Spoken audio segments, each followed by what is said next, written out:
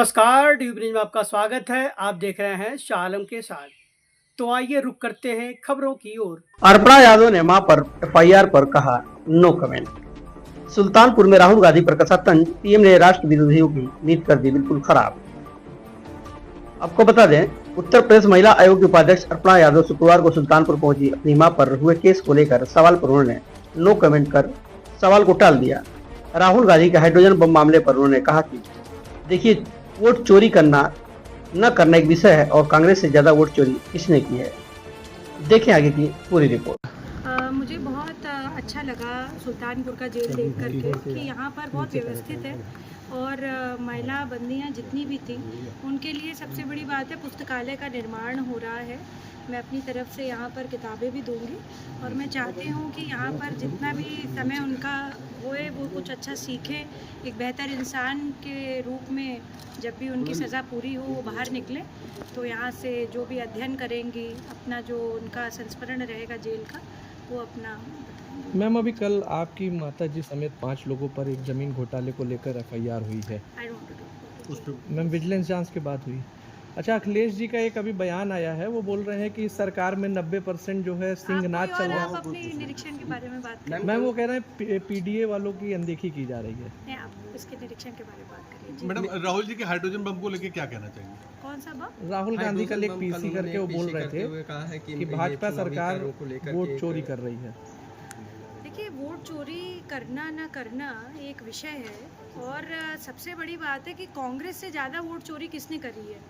चाहे बोफोर्स का एक वो हो प्रकरण हो, इतने सारे उनके तो जब से कांग्रेस पार्टी मुझे लगता है बनी है तब से लेकर के आज तक अगर आप गूगल पे भी डाल देंगे तो कांग्रेस की सारी निकल आएगी पोल पट्टी। और मुझे लगता है कि हाँ, एक चीज़ ज़रूर जो है आदरणीय प्रधानमंत्री जी ने ये करी है कि जो लोग आतंकवाद फैला रहे थे उनकी नींद उन्होंने उड़ा ली है, उनकी नींद की चोरी कर ली है। राष्ट्र विरोधियों की नींद एकदम ख़राब हो चुकी है आदरणीय प्रधानमंत्री जी के। तो हो सकता है राहुल जी, क्योंकि उनको खा ही जाता है कि वो अजीब तरीके की बात करते हैं, तो हो सकता है उनके गलती से तारीफ़ करने की बजाय इस तरीके की बात निकल गई। मैम, परिवहन मंत्री दयाशंकर सिंह जी ने कहा है कि राहुल गांधी जी विरासत को ख़त्म कर रहे हैं कांग्रेस की।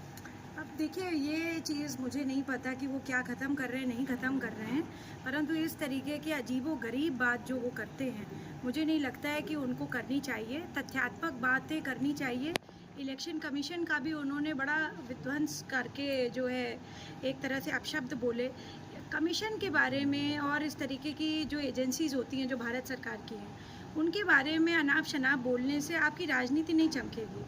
और वो एक जो है भाई पॉलिटिक्स में इतने समय से हैं, इतने बड़े परिवार से हैं, ऐसी बात वो क्यों करते हैं मुझे खुद कभी समझ में नहीं आता। मैम, महिला आयोग की टीम लगातार महिला सुधार के लिए भ्रमण करती है, लेकिन उसके बाद भी महिलाओं से संबंधित क्राइम जो है कम नहीं हो रहा। और कहीं ना कहीं देखा जाए तो पुलिस जो है महिलाओं के मामले में न्याय करने में जो है विफल दिख रही है। भैया, ऐसा कुछ भी नहीं है। हमारे उत्तर प्रदेश में अभी इट्सो की जो रिपोर्ट आई है, आपने शायद नहीं पढ़ी होगी, investigation trafficking system for sexual offence में पूरे राष्ट्र में, पूरे भारतवर्ष में महिला आयोग की ही वजह से यूपी नंबर 1 पे है। हमारी सेक्सुअल ऑफेंस पे जो ग्रीवियांस हो रहे हैं उसमें होम्स डिपार्टमेंट और महिला आयोग और सरकार सब साथ में काम कर रहे हैं, इसीलिए तो ग्रीवियांस का एड्रेसल हो रहा है।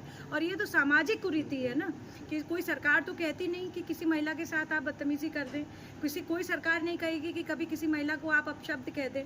हम तो लगातार इस बात के प्रयास में हैं, चाहे जेल के अंदर महिला हो, चाहे हॉस्पिटल में हो, उसके जीवन बेहतर हो सके, हमारा यही प्रयास रहता है। और हमारा जिस प्रकार का प्रयास है उसमें आप लोगों का साथ रहता है। जिस बात को आप एड्रेस करवाते हैं, कोई भी बात अगर ऐसी होती है जो हमारे संज्ञान में नहीं होती है तो हम उसका सुओ मोटो कॉग्निजेंस लेते हैं। हम उसको देखते हैं कि आपके माध्यम से, डिजिटल मीडिया के माध्यम से, मीडिया के माध्यम से, अखबारों के माध्यम से, सामाजिक पत्रकारों के माध्यम से अगर हमारे संज्ञान में आता है तो हम उसका कॉग्निजेंस लेते हैं। मैम, महिला आयोग का गठन हुए लगभग 1 साल हो गए। आपकी एक संस्था है वी अवेयर, इसके तहत आप लोग मदद करती हैं। इसके अलावा जो है आयोग के द्वारा अब तक लगभग कितनी महिलाओं का मदद किया गया होगा और भविष्य में उनके लिए क्या? और हमारे जो पुराने केसेस भी थे, अभी हमारा जब से गठन हुआ है 2 साल से गठन नहीं हुआ था, तो पुराने भी जो केस थे हमने उसका 46% निस्तारण कर दिया है, 46% पुराने केसेस का। और अभी जो है हम आपको जो है अब इस साल की रिपोर्ट हम जल्दी ही बना लेंगे तो हम आपको दे देंगे। हमारे यहाँ एड्रेसल 96% पे है। बाकी जो है हमारे यहाँ कोशिश हम यही करते हैं कि हमारे यहाँ किसी भी तरीके का फ़ाइल लटकी ना रहे या उस पर ऑर्डर ऐसा ना हो कि ना हो। हमारी पूरी टीम महिला आयोग की इसी बात पर चिंता करती है कि हमारी तरफ से किसी बात का डिले ना हो। बाकी जो है देखिए कहीं भी ज़ीरो पेंडेंसी नहीं हो सकती है और 96% मुझे नहीं लगता कोई भी कमीशन कोई भी डिपार्टमेंट इतना तेज़ी से काम कर रहा है। मैम अभी इस ज़िले में लगभग 1 महीने के भीतर इधर बीच महिलाओं की घटनाओं से कई मामले ऐसे सामने आए हैं जिसमें पुलिस कहीं ना कहीं लापरवाही कर रही है, मीडिया का प्रेशर रहा या सामाजिक प्रेशर रहा तो वो वर्कआउट हुआ और कई जघन्य घटनाएँ हुई हैं, खासकर जो है नाबालिग और युवतियों के साथ। अभी लगातार 1 महीने में लगभग 4 घटनाएं हैं, धमौर थाने की है, कुड़वाड़ थाने की है, मोतीगरपुर थाने की है। और मैम कहीं ना कहीं जो सरकार की मंशा है जीरो टॉलरेंस की, उसके अगेंस्ट काम होता है। पर न्याय मिला है ना उनको, आप कह रहे हैं। मैम अभी कई मामले हैं ऐसे जो वर्कआउट ही नहीं हुए। जो वर्कआउट नहीं हुए हैं आप मुझे उसको बताइए, उसको हम वर्कआउट। मैम एक आखिरी सवाल, मैम अभी शिवपाल जी ने एक पॉडकास्ट में बोला कि वो सरकार में नहीं थे तो 3 साल अमित शाह जी के संपर्क में थे, फिर वापस सपा में चले आए। आप भी लगभग 3 साल से भाजपा में ही हैं, आगे की क्या रणनीति है? मैं तो भाजपा में ही हूँ भैया, मैं तो भाजपा ज्वाइन हूँ, भाजपा में हूँ, पार्टी के लिए सब कुछ है। मैम ईडी ने जो मुकदमा दर्ज कराया है क्या था ये पूरा मामला? ये तो मालूम मैम ये जो प्रियदर्शनी योजना और जानकीपुरम योजना, अरे भैया ऐसा कुछ भी नहीं है। हमारे उत्तर प्रदेश में अभी इट्सो की जो रिपोर्ट आई है आपने शायद नहीं पढ़ी होगी, investigation trafficking system for sexual offence में पूरे राष्ट्र में, पूरे भारतवर्ष में महिला आयोग की ही वजह से यूपी नंबर 1 पे है। हमारी सेक्सुअल ऑफेंस पे जो ग्रीवियांस हो रहे हैं उसमें होम्स डिपार्टमेंट और महिला आयोग और सरकार जब सब साथ में काम कर रहे हैं, इसीलिए तो ग्रीवियांस का एड्रेसल हो रहा है। और ये तो सामाजिक कुरीति है ना कि कोई सरकार तो कहती नहीं कि किसी महिला के साथ आप बदतमीजी कर दें, कोई सरकार नहीं कहेगी कि कभी किसी महिला को आप अपशब्द कह दें। हम तो लगातार इस बात के प्रयास में हैं, चाहे जेल के अंदर महिला हो, चाहे हॉस्पिटल में हो, उसकी जीवन बेहतर हो सके, हमारा यही प्रयास रहता है। और हमारा जिस प्रकार का प्रयास है उसमें आप लोगों का साथ रहता है। जिस बात को आप एड्रेस करवाते हैं, कोई भी बात अगर ऐसी होती है जो हमारे संज्ञान में नहीं होती है तो हम उसका सुओ मोटो कॉग्निजेंस लेते हैं। हम उसको देखते हैं कि आपके माध्यम से, डिजिटल मीडिया के माध्यम से, मीडिया के माध्यम से, अखबारों के माध्यम से, सामाजिक पत्रकारों के माध्यम से अगर हमारे संज्ञान में आता है तो हम उसका कॉग्निजेंस लेते हैं। महिलाओं का मदद किया गया होगा और भविष्य में उनके लिए क्या? हमारे जो पुराने केसेस भी थे, अभी हमारा जब से गठन हुआ है 2 साल से गठन नहीं हुआ था, तो पुराने भी जो केस थे हमने उसका 46% निस्तारण कर दिया है, 46% पुराने केसेस का।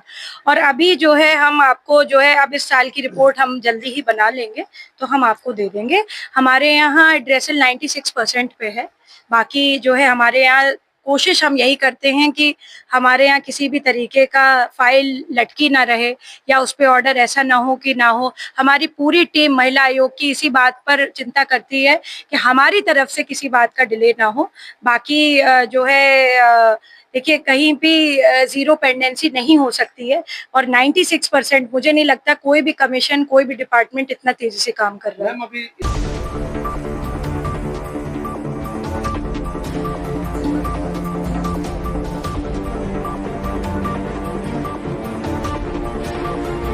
ऐसे ही खबरें देखने के लिए हमारे चैनल को लाइक करें, कमेंट करें और शेयर करें।